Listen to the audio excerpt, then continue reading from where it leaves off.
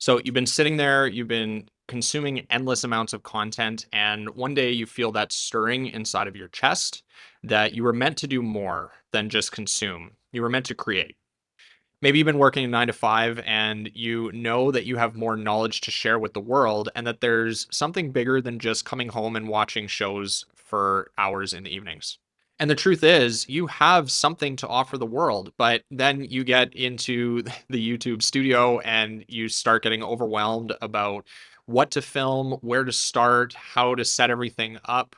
And so months, days, and years pass by, and eventually you're just back in the same place, which is you haven't taken the leap and started your YouTube channel. So in this video, I will go over how I ended up taking that leap, how I failed a bunch of times, and how I grew my channel from 0 subscribers to becoming monetized in under 2 months. And from there, in under 4 months, building a business from YouTube that I could be proud of. And I want you to steal my ideas from this video. I want you to take these strategies, do what I did, and go create a business that gives you freedom in your life. Because all of us will be better with you creating instead of just consuming.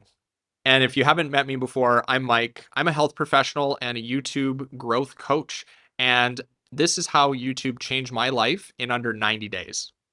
So, first off, right now is the perfect time to start your YouTube channel. There's never been a better time in history. And to give you this example, let's go over some hard numbers. Let's say you only get 500 views on a video. And let's say this video offers incredible value to your target audience. Let's say this insight that you offered in that video gives them a value of $500 in their own life. And then let's say 1% of those people that watched your video then go and purchase a product that has the solution to the problem that you were addressing in that video. Now, if that solution, that product that you're offering costs $100 and it saves them $400, and let's say you have 5 people that purchased your solution, that's $500 in your pocket. Basically, you've made $500 for what it costs in terms of your time to make the video, your cell phone, which you're probably already paying for, and the time it took to actually create your product. Now, let's multiply this into 50 purchasers of your product and 5,000 views. And now you've turned your product revenue into $5,000. And now, all of a sudden, depending on where you're at in your life, you've potentially just replaced in 1 month your 9 to 5 income. Now, I'm definitely not saying that this is easy. In fact, it's far from it. And these are not typical results. Nothing is guaranteed when you go into business or into YouTube in general.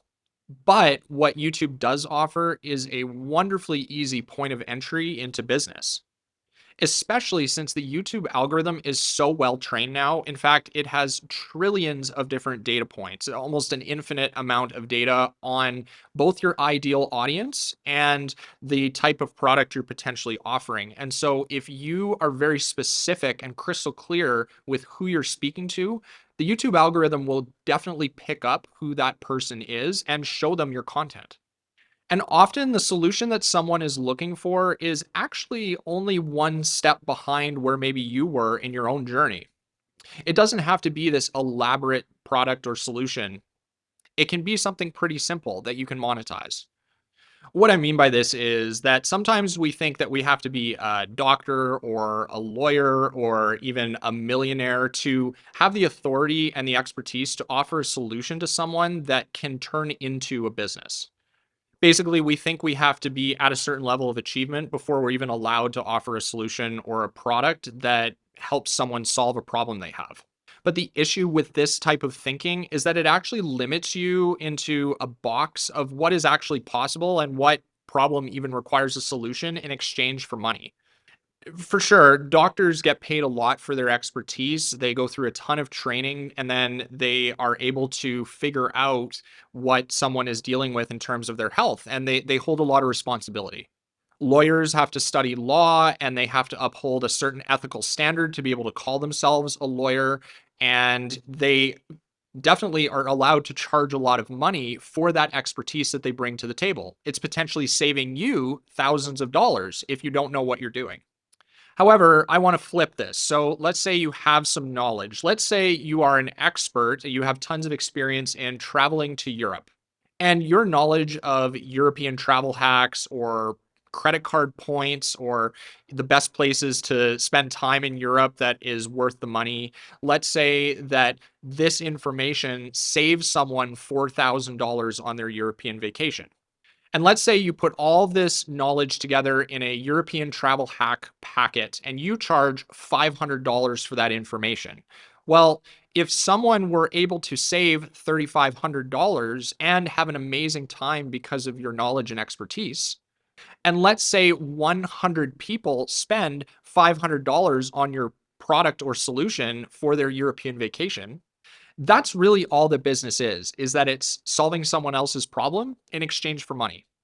So, the first principle that I believe you need to come to terms with in deciding whether to start a YouTube channel is the fact that you very likely have an expertise or a solution to someone's problem, and that you believe that you are worth it to share that expertise or knowledge with the world. And with that, business is fundamentally just about solving someone's problem in exchange for money. And YouTube is one of the fastest, easiest, and cheapest ways in which to do that. The possibilities are endless. So then the next question is, how do you decide what you're going to sell or what product you're going to put out there? Basically, what is your niche? Another way we can figure this out is, what is your zone of genius? Basically, what have you accomplished in the past that in your everyday life, someone is always coming to ask you about, to either talk about for a long time, or they just know you as the expert? For example, when I started my YouTube channel journey, I'm a healthcare professional. I help people get out of hip, knee, low back, and joint pain. And I took a lot of time and I spent a lot of money to go to school to be able to have the expertise necessary to safely take care of people and educate them in how to get themselves healthier faster. And so for this channel, my channel specifically, I grew it from 0 to almost 5,000 subscribers now in just under 4 months. And what I did is I built a business around this channel, feeding off of the work I was already doing in person in my healthcare clinic. And you don't have, like I said, you don't have to be a healthcare professional like me. I've seen people build complete businesses based off of their passion or their expertise in gardening, in carpentry, in outdoor camping. It could be fitness, it could be how to train for a marathon. Really, the list is endless. So, when you're deciding what to do with your YouTube channel, one of the things that you need to do first is basically just decide, what is your area of expertise? Figure out, what would someone who is starting out in this area that I have a lot of experience in or that I've done a lot of work in, what would be one or two things that I would want them to know when they are just starting out to make the process a little bit easier? Basically, how would you help someone who is just starting out in that area, and what would you tell them? Now, you might be thinking that someone else out there is already making videos on this topic. And if I'm being honest, it's probably true. There is probably someone who is already talking about gardening or carpentry or how to run a marathon. In fact, I know that there are channels out there doing this very successfully. So then, of course, the thought comes in your mind, well, is there any room for my voice? Do people even care what I have to say? Well, I want to tell you something that's really amazing. There are 7 billion people in the world, roughly. And there are about 115 million active channels on YouTube. And of that 115 million, only 60 million channels or so, so just over half, are actually actively producing content. What that means is that they've posted a few videos. Basically, they're doing something more than just posting one video. And of that, only 21% of all YouTube channels total have 1,000 subscribers, which is one of the metrics necessary to reach YouTube monetization. That's where you get paid to have ads be shown on your videos and you get a residual cut of that income. And what this doesn't take into account is the fact that there aren't even that many people likely in your specific niche. Basically, even if the topic you're talking about is maybe in one of the crowded spaces, maybe one of the big channels in your space has 50 million subscribers, it's entirely possible that people don't necessarily want to purchase a product from that person or even watch them because maybe it doesn't feel as relatable. Especially in the early stages, you might feel more real to that person.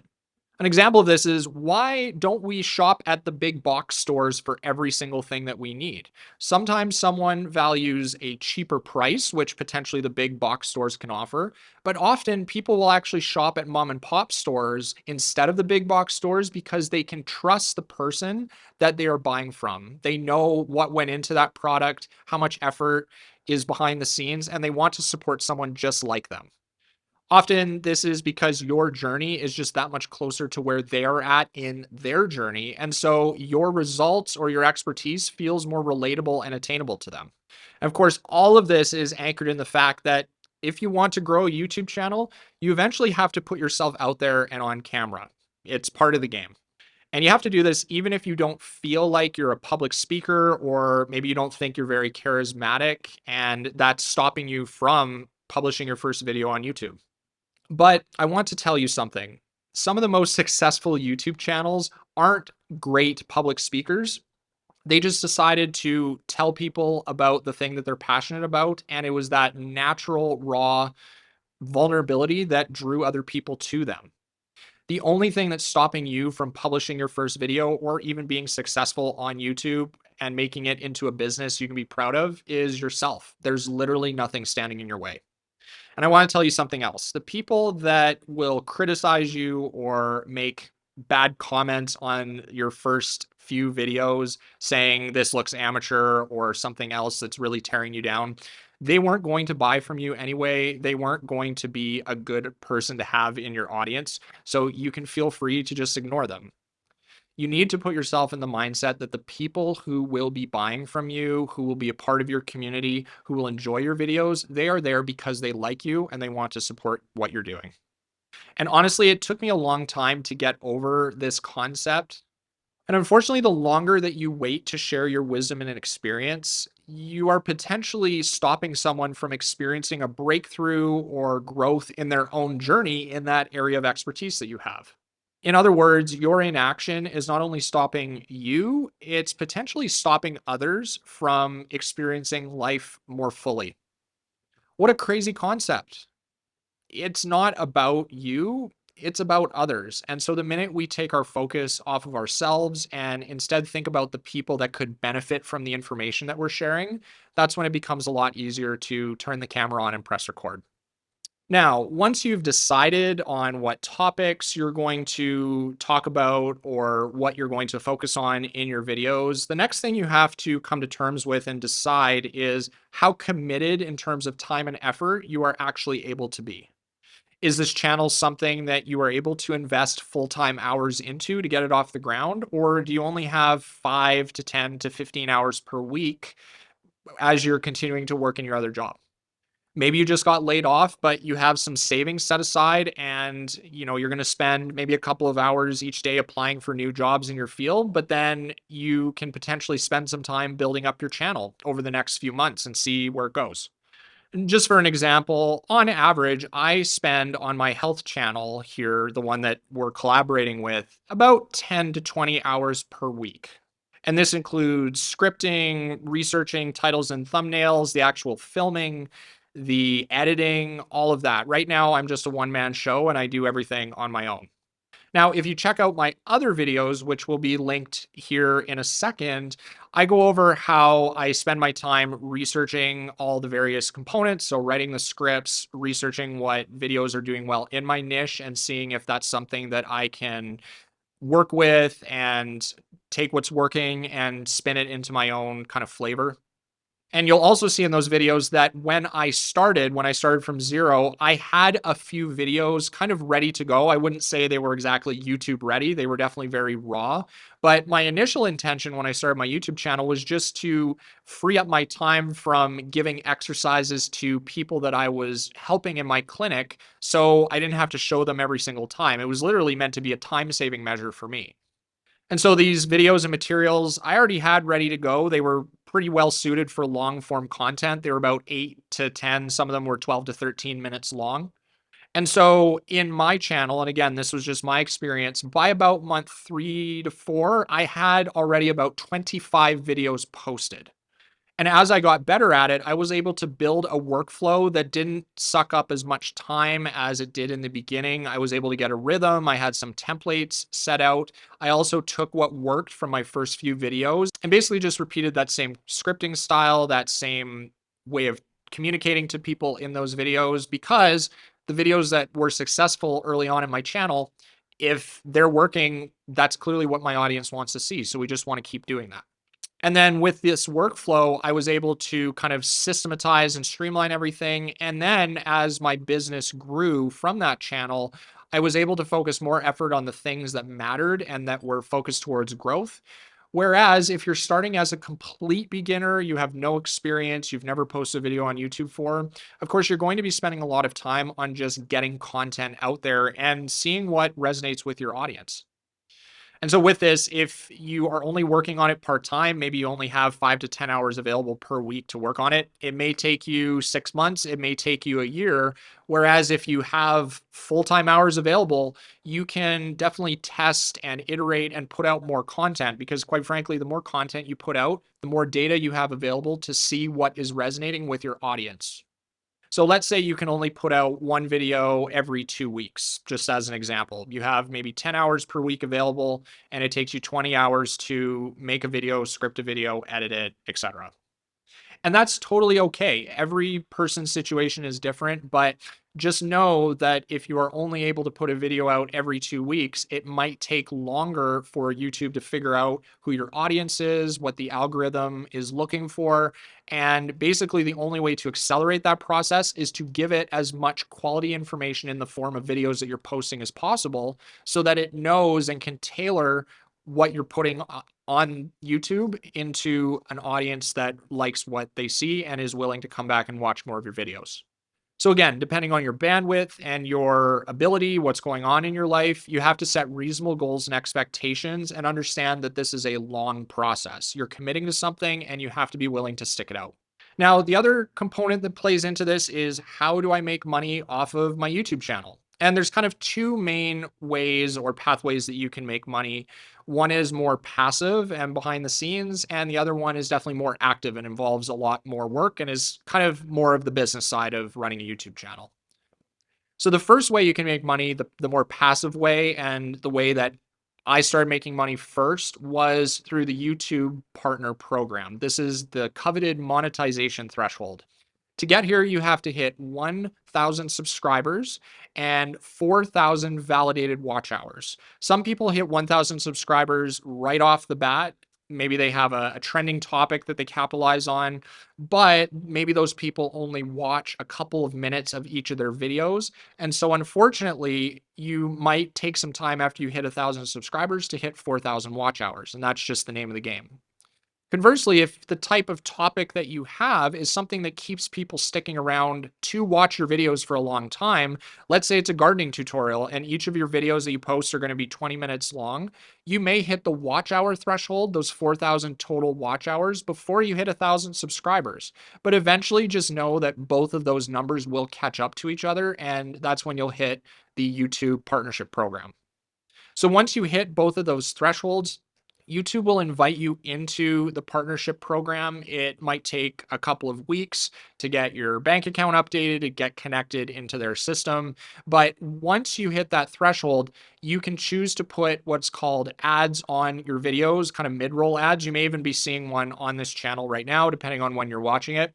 And what this is it's that passive program where advertisers pay money to put ads on videos that people are watching and sticking around on the platform. So inevitably, it's a win-win. If you make videos that help people want to stay on the platform, they're going to reward you with the YouTube ad program, where they pay you more money because people are sticking around longer and your content is engaging and fun.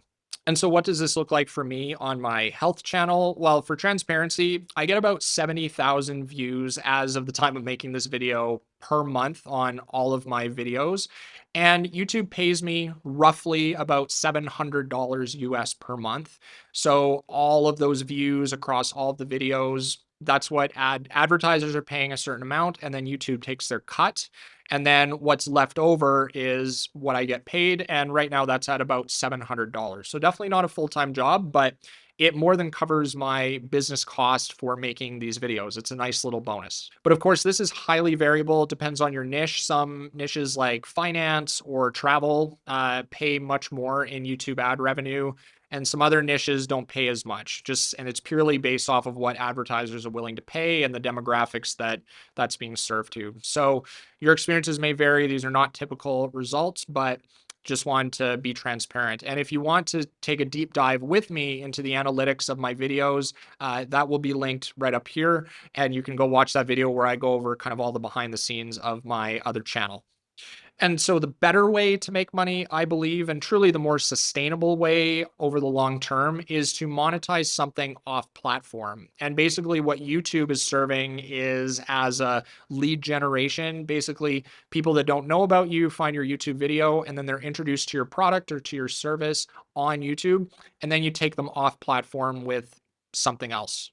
So this could be a product, like in the example I gave, maybe it's a travel guide that you sell for $500 and it saves someone $3,500 on their vacation. They like your content. They like what you have to say about European vacations. So then they get to trust you and you offer them great value in the videos that you're producing. But then in terms of the product, that's where you would have it on another platform and you would sell that to them there. And that's where the majority of your business income would come from. And so starting your channel with this purpose in mind is, again, what I referenced. It's called lead generation, where basically you're using YouTube for the free component of it. You're not paying for ads. You're not really paying for anything except your time and your equipment.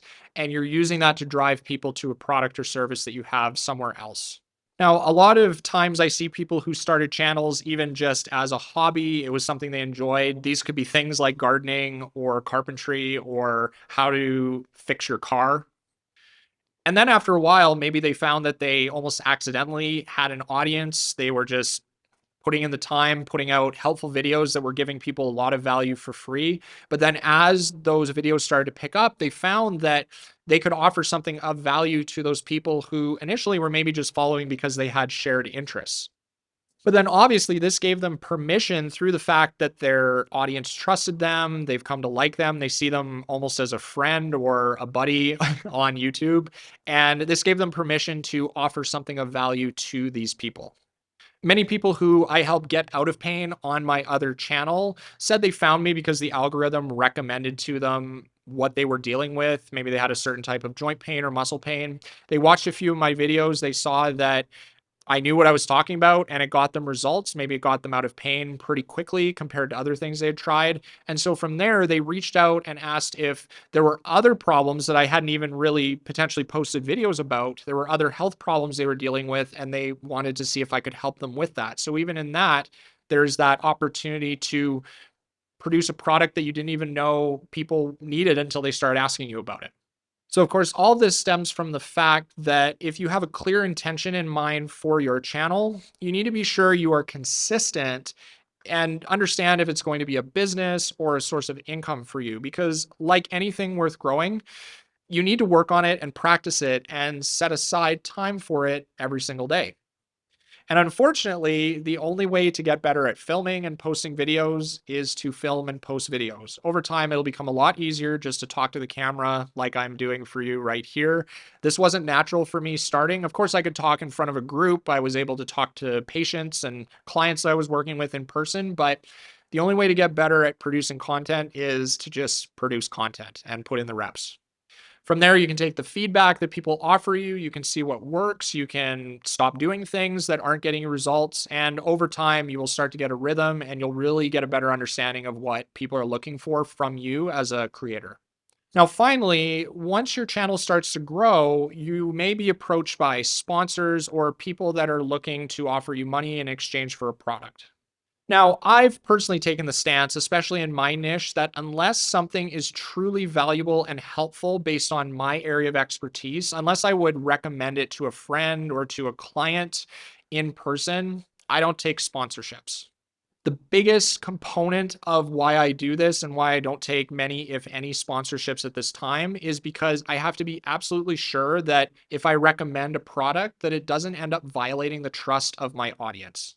The partnership has to make sense. And unfortunately, when you're in this position, you have to take the view that maybe a partnership with a product that isn't 100% right for your audience or might feel forced. You're not trading the short term payout of value in exchange for violating that trust of your audience. Your audience is worth more than just money and short term gain in terms of financial compensation. There's so much more that goes into that, how to evaluate sponsorships, and maybe I'll make another video about it in the future. But especially in the healthcare space or really any space, I don't want to say healthcare is special in any way, but the trust of your audience is something that is so invaluable and tangible that you just have to be absolutely crystal clear that you are willing to protect it, because ultimately it is the one currency that you can't get back if you ever violate it. Basically, my reputation is worth more to me, I feel, than potentially a few hundred or even a couple $1,000s for a product mention in a video. So, what is the best way to start your YouTube journey? That's probably why you came here. You're looking for ways to figure out how to get started and just get going on the right path. I'll wrap it up for you in a stepwise fashion here. If I'm being honest, the reason I made this video is because I wish that someone had made this for me when I was getting started and kind of took away all the stuff that wasn't necessary and just would have made my initial stages a lot easier in getting started. And so, number one, list the things that you are either good at, you are an expert at, or that you could just talk about for hours and hours. If you love talking about basketball or carpentry or dogs, or maybe all three at once, you should probably start a YouTube channel about it. If you love talking about basketball, carpentry, and dogs, and all three of those things don't really seem to relate to one another, my suggestion would be to go ask a close friend or family member or just someone who knows you well and just ask them which one of these topics they think they would want to see you talk about or hear from you about. Even better, if they say that they could see you teaching someone about it, that's a really good sign that that would be the topic that you want to narrow down into. For me, the obvious one was healthcare. I have a master's and a doctorate in it. And so I'm already teaching people how to get better. I was just doing it in person. So healthcare and pain relief was a natural fit for me. And the same thing goes for this channel, the YouTube growth channel. I had a few people reach out in my profession, seeing that I had grown a channel from scratch, and they asked me how they could get started and what I could offer them in terms of helping them get their channel off the ground. And so this YouTube growth channel just became a natural fit. I was a couple of steps ahead of them in their journey, and I was able to help them get their channels off the ground. So once you've figured out that area of expertise or passion that you want to talk about, number two is to make a list of things that you think people should know when they're getting started, and then categorize these things, these steps, into one of three areas. And those are education, entertainment, or inspiration. As an example, education is what both of my channels fall under, the healthcare channel and this YouTube growth channel. How to grow YouTube from scratch, or how to get out of pain. Entertainment is what some more famous channels you may have heard of or seen on YouTube are like. They're just putting out information for people to watch and enjoy, but there's not really an educational component to it. However, you can still do a lot under the entertainment banner and maybe combine it with education. One that comes to mind is maybe you are really good at a musical instrument.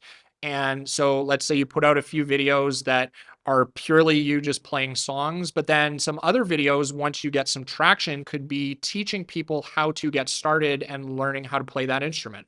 Pure entertainment would be something like political commentary or sports commentary or current events. Basically, whatever's happening in the world today and you're talking about it, that would be the purest form of an entertainment channel. And that may be the niche that you are best suited for. And so the takeaway from this is potentially that there will always be some overlap with all these areas. I try to make my educational videos more entertaining, but as you grow and as you just start putting content out there, if you're not crystal clear on that from the start, you will get some clarity as you begin your YouTube journey. So when you're making a video, you can just hit record and start talking. That is one strategy. But unless you're a really good off the cuff speaker, you probably will want to jot down a few notes. You'll want to have an idea, an outline of what you're talking about. And I have some resources that go over how to craft a script. You can find those in the description below. And this often just gives you a little bit of structure. Obviously, there's going to be some messing up. There's going to be some things you cut out of your videos, some things you edit. But generally speaking, again, unless it's a political commentary channel or something to that effect, you'll want to have a sequence of what you're going to talk about in a video so that it at least just makes some sense, gives you some specific direction. But for now, I don't want you to spend too much time, again, getting stuck in analysis paralysis. You don't want to spend so much time preparing that you don't just shoot the video, record the video, and upload it, because oftentimes the best times for you to learn are from when you've posted a video, seen what people respond to, and then you refine from there. That's where the learning really begins. And so, number three, taking inventory of your equipment.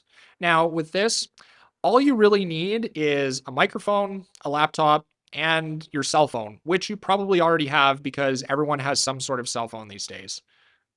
And so, unless it's one of those dial up phones or like really, really old and it doesn't have a good quality camera, honestly, iPhones from even 6, 7 years ago are totally acceptable. Same thing with a lot of the Android phones. Your phone's camera is really powerful, and that's really all you need to get started.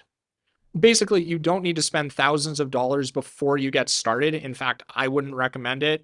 I grew my channel with the equipment that you see here, this little microphone, my cell phone that's recording, and my laptop right here. And I already had all these things available to me from my work previously. And number four is the fact that you have to accept that failure is a part of the journey, but it's really only failure if you don't actually learn something. People will reject you. They will make mean comments. They will say dumb things. And guess what? You can just hide those comments under your video and you just have to let it slide because, again, they weren't meant to be a part of your journey and your ecosystem. And what I want you to remember is that the minute you publish your first video, you're already in the top 15 to 20% of all YouTube channels worldwide. And that's a pretty significant achievement.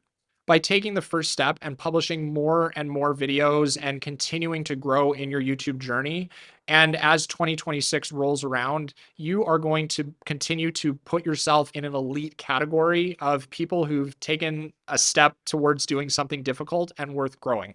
We all make New Year's resolutions. As I'm making this video in late 2025, we're getting ready for 2026 resolutions. So many of us make them, 99% of us make them, but only a small percentage of us actually follow through with them and change our lives for the better.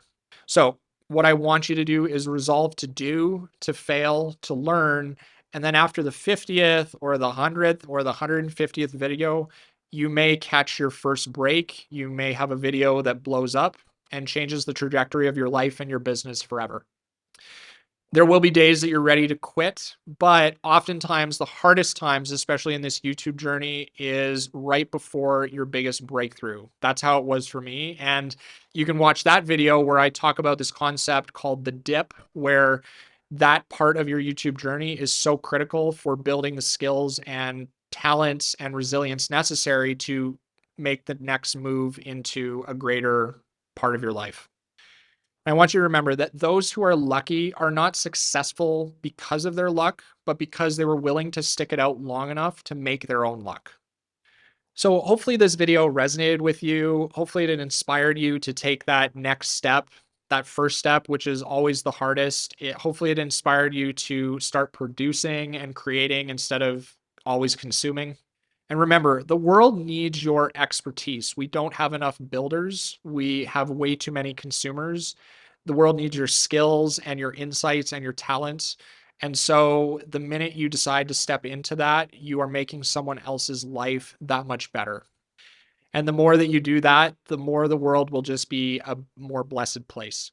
So if you want help starting your channel, growing your channel, or reaching monetization, I'd be happy to help. I have a free YouTube starter checklist where my goal is with that checklist is to help you get your channel started from zero to first published video in less than 7 days.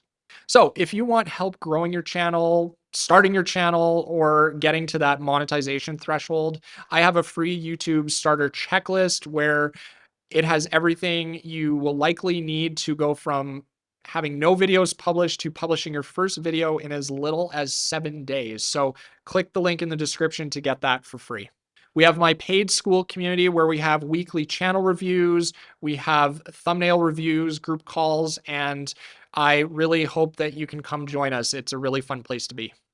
I also do one-on-one coaching calls to help you grow your YouTube channel if that's something that you think you need, where you just need a more focused set of growth objectives and someone to partner with you in doing that. The link for that is in the description as well. I'd love to book a call and see if I can help you. Lastly, if you want to see a video where I go over how I went from 0 to 4,500 subscribers in under 90 days and the exact metrics and analytics and all the behind the scenes of that, click this video to see that, and I'll show you how my journey went in that video. So click here to see that video. All right, I hope this video was helpful, and I look forward to seeing you in the next video. Take care.